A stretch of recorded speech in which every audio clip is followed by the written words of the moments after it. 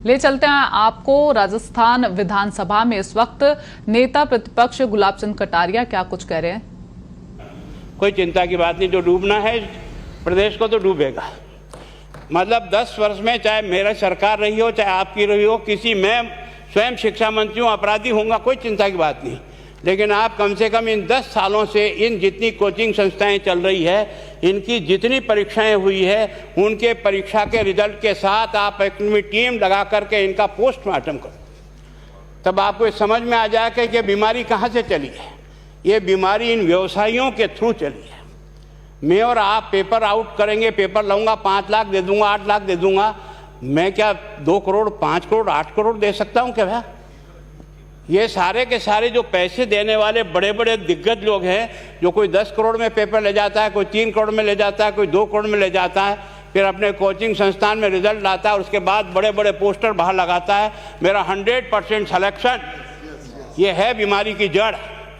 अगर मार करना चाहते हो तो यहाँ करो, तब तो जा कर के इसको कोई रोक सकोगे। बाकी से केवल मन को संतुष्ट करने का काम करो तो ये राजस्थान के उस गरीब बच्चे के साथ न्याय नहीं होगा, जो बड़ी मुश्किल से पढ़ता है, अपने घर में बूढ़े माँ बाप को भूखे मार के पढ़ता है और उसके बाद परीक्षा के लिए जाता है, रोता हुआ घर लौटता है।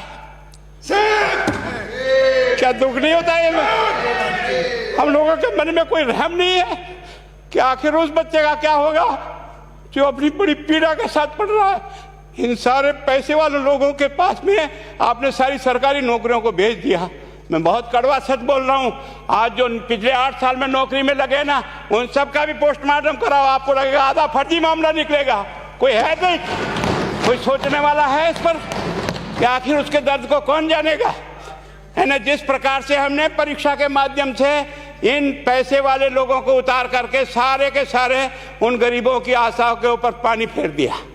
रात और दिन पड़ता है, भूखा प्यासा पड़ता है, घर बेच करके पढ़ता है, खेत बेच करके पढ़ता है, लेकिन जब उसका सिलेक्शन नहीं होता तो जहर खा के मरता है। कोई इस पीड़ा को समझने के लिए तैयार नहीं है। और हम इस कानून को ला करके दुनिया को बताना चाह रहे हैं कि हमने इतना बड़ा कानून कर दिया, इस कानून से कुछ भी नहीं होगा। मैं आज आपको कह रहा हूँ,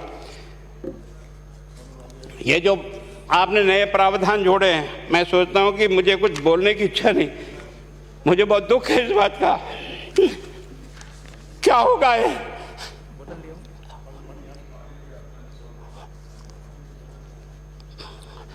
किस तरह की गैंग पालनी है हमने? पानी पिला दो, है ना। मैं उस दिन भी पूछा था कि मैंने कहा ये शिक्षा संकुल पे है, जिन लोगों को ड्यूटी पे लगाया, इसको लगाने वाला दोषी कौन है, जिसके कारण से पेपर जो है ना काट करके निकाल दिया। ये तो ठीक है, भाग्य हमारा अच्छा था कि सवाई माधोपुर की घटना फूट गई और एसओजी को उसमें हाथ में लग करके कुछ केस लग गया। अगर वो केस नहीं लगता तो आज आपकी सारी नौकरी पर इन सब बड़े बड़े दलालों के स्कूल में पढ़ने वाले बच्चे होते और मेरा गरीब का बच्चा अपना घर लौट के जाता। क्या दुर्भाग्य है। और इस कारण से केवल इसके लिए खुश मत हो जाओ कि हमने कानून बहुत सख्त बना दिया इसलिए अपराधी रुक जाएगा। नहीं, सिस्टम को बदलना होगा, ये परीक्षा का सिस्टम चेंज करना होगा। मैं सोचता हूँ कि क्या हम इतने अक्लमंद बैठे हैं, क्या इस व्यवस्था को चेंज नहीं कर सकते? क्या एक ही पेपर हर राजस्थान में 20 लाख बच्चों को दिया जाए? क्या इसका कोई ऑल्टरनेट नहीं हो सकता? इसका ऑल्टरनेट सोचना चाहिए कि हम परीक्षा को टुकड़े टुकड़ों में कैसे कर सकते हैं।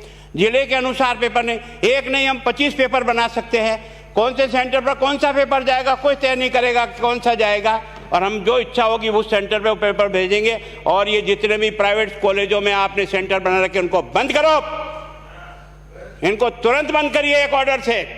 जितने भी सरकारी विद्यालय है और सरकारी नौकर ही एग्जामिनर बनेगा और एग्जामिनेशन करेगा, तब तो आप इसको बचा पाओगे। ताकि आप और मैं कितने भी कानून बदल कर दें, आपका वो जांच करेगा, आपका वो अधिकारी आएगा। आपने कहा भाई सेशन जज के नीचे नियुक्ति नहीं होगी, इसके अलग से कोर्ट होगा, बहुत अच्छी बात है। प्रोविजन जो आपने डाले हैं वो स्वागत योग्य, स्वागत करता हूं, पर इन प्रोविजन को लागू तो आप और मैं ही करूंगा, कौन करेगा? जब हम ही ठीक नहीं है तो इन प्रोविजन क्या रोएंगे अंदर बैठे बैठे? जब तक हमारा दिल और दिमाग ठीक नहीं होगा ना, इस बीमारी का इलाज नहीं होगा। हमने शिक्षा के मंदिर को भ्रष्टाचार की भट्टी में जलाकर खाक कर दिया। दुर्भाग्य हमारा, जहां से कोई आशा की किरण दिखती थी उस गरीब को कि चलो मैं अपनी मेहनत से आगे बढ़ जाऊंगा, लेकिन अब वो निराशा में आ गया। उसको लगा कि अब कोई रास्ता नहीं है। और इस कारण से मैं सोचता हूं कि आप जिस भावना से लाया, मैं आपकी भावना की इज्जत करता हूं, लेकिन केवल आपकी भावना इन बेईमानों को नहीं रोक सकेगी। इसको रोकने के लिए हमको सिस्टम को बदल करके और तुरंत उस पर ध्यान करना चाहिए। कानून 302 का बना हुआ है, क्या मर्डर रुक गए? आप भी जान रहे हो, रोज के रोज पोक्सो कोर्ट में आजीवन कारावास हो रहा, क्या व्यभिचार रुक गया है? अपराधी को दंड मिल सकता है, अपराध बंद नहीं हो सकता है। अपराध बंद करने के लिए जो सिस्टम होते हैं उस सिस्टम में चलो। एकमात्र इस देश में भ्रष्टाचार की भट्टी में देश जल रहा था। केवल और केवल एक तरह से प्रत्येक व्यक्ति का खाता खुलवाकर देश के प्रधानमंत्री में सारा का सारा बेनिफिट उसका सीधा खाते में डाला। बेईमानों को चोट लगी नहीं लगी, उस तरफ अपना दिमाग बचाओ, उस तरफ अपना दिमाग लगाओ। किस बीमारी का इलाज कहाँ है और कैसे हो, इस बारे में चिंता करने की कोशिश करो। मैं कई बार इधर सीकर और इधर गया तो मैं सोचता हूँ कोचिंग संस्थान की बिल्डिंग देंगे ना तो टोपी गिर जाए नीचे से। क्या चीज़ है यार, भगवान ने क्या लक्ष्मी वहीं बरसाई है? और जो बाकी संस्थाएं, उसका कारण यह है कि हमने अपनी दुकान को इतनी कमज़ोर कर दी है कि जहाँ बच्चे अच्छी तरह से शिक्षा लेकर के हम जैसे गरीब पढ़ करके यहाँ आ गए, अब वो रास्ते नहीं हैं।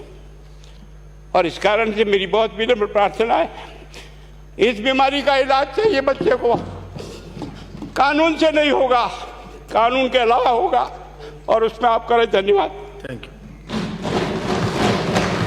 माननीय मंत्री महोदय।